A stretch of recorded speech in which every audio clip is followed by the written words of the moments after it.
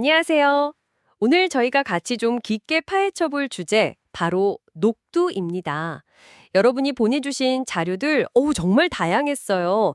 뭐, 전통 의학 기록부터 해서 최신 건강 정보까지 이걸 바탕으로 녹두의 어떤 숨겨진 효능, 또 주의할 점, 이런 것들을 좀 속속들이 알아보겠습니다.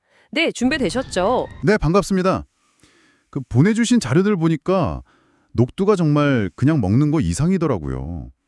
해독 작용이라든지 영양적인 면이라든지 왜 우리 조상들이 이걸 귀하게 여겼는지 또 요즘엔 이걸 어떻게 활용하면 좋을지 오늘 좀 자세히 풀어보죠. 네. 그 자료들 보다 보니까 제일 먼저 좀 흥미로웠던 게 이 몸에 좋은 녹두도 뭐랄까 잘못 만나면 오히려 안 좋을 수 있다. 이런 내용이었어요.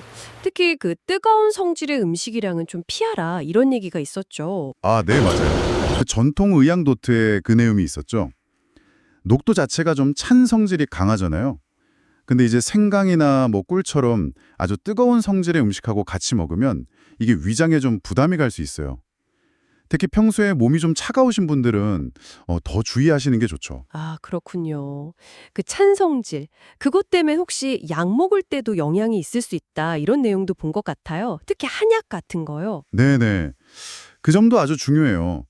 녹두의 그 해독 능력이 생각보다 강력해서 특정 약들, 특히 이제 몸을 좀 덮이는 그런 한약의 효과를 떨어뜨릴 수가 있거든요. 그러니까 약 드시는 중이라면 이 부분은 꼭 기억하셔야 합니다. 아, 그리고 그 기름진 음식이랑 같이 먹는 것도 소화에 좀 부담될 수 있다는 거. 그것도 있었고요. 와, 약효까지 떨어뜨릴 수 있다니 진짜 조심해야겠네요. 그러니까 결국 녹두의 그 찬성질이나 해독 능력이 다른 것들과 어떻게 만나느냐가 중요한 거군요. 그럼 반대로 녹두 자체에 좋은 성분들? 이건 어떤 게 있었나요? 자료들 보니까 공통적으로 나오는 것들이 좀 있던데요. 네, 맞아요. 여러 자료에서 그 식이섬유 얘기를 많이 하더라고요. 이게 장 운동을 활발하게 해서 배변 활동 원활하게 해주고 또 혈중 콜레스테롤 수치 낮추는 데도 좀 도움이 될 수 있고요. 뭐랄까 장을 좀 깨끗하게 청소해주는 느낌? 아, 식이섬유요?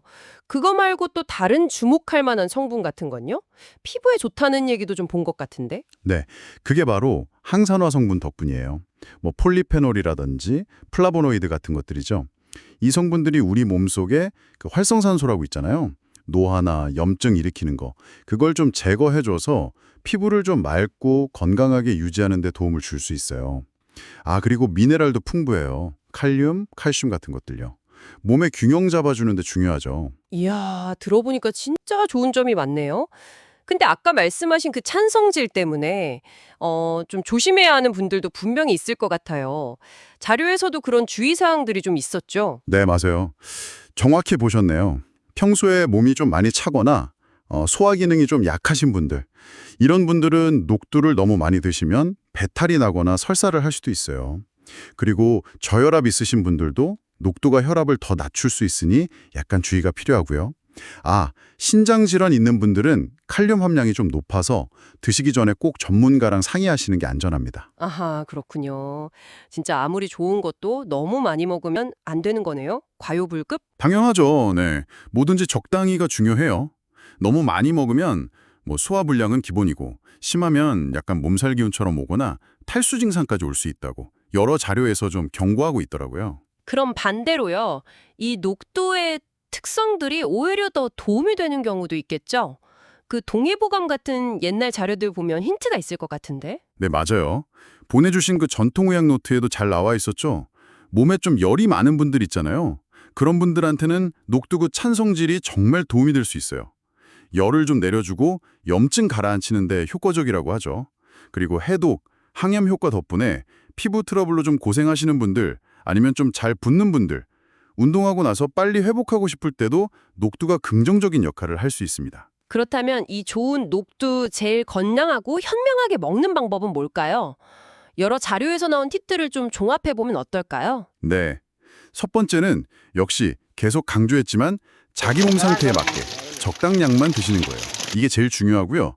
두 번째는 좀 꾸준히 먹는 거. 뭐 밥에 같이 넣어서 먹거나 녹두죽, 녹두전 이렇게 좀 다양하게 요리해서 즐기시면 좋겠죠.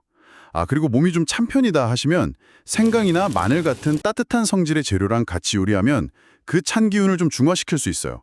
이것도 좋은 팁이죠. 마지막으로 이건 정말 중요한 건데 특정 질환이 있거나 약을 드시는 중이라면 반드시 전문가와 먼저 상의하고 드셔야 한다는 점 꼭 기억해 주세요. 와, 오늘 진짜 여러분 덕분에 녹두에 대해서 정말 깊이 알게 된 것 같아요. 핵심은 결국 녹두의 그 특성을 잘 이해하고 내 몸에 맞게 지혜롭게 활용하는 거네요. 네, 맞습니다. 어떤 음식이든 뭐 절대적으로 좋다, 나쁘다 할 수는 없잖아요. 어떻게 알고 나에게 맞게 먹느냐, 그게 중요한 거죠. 자, 오늘 이야기 슬슬 마무리하면서 이런 질문 한번 던져보고 싶어요. 녹두의 그 강력한 해독작용이 우리 몸속의 독소뿐만 아니라 혹시 우리가 매일 겪는 스트레스나 뭐 정모 과잉 같은 현대사회의 어떤 정신적인 독소 같은 걸 해소하는 데에도 어떤 영감을 줄 수 있지 않을까요? 한 번쯤 생각해 보시면 재밌을 것 같습니다.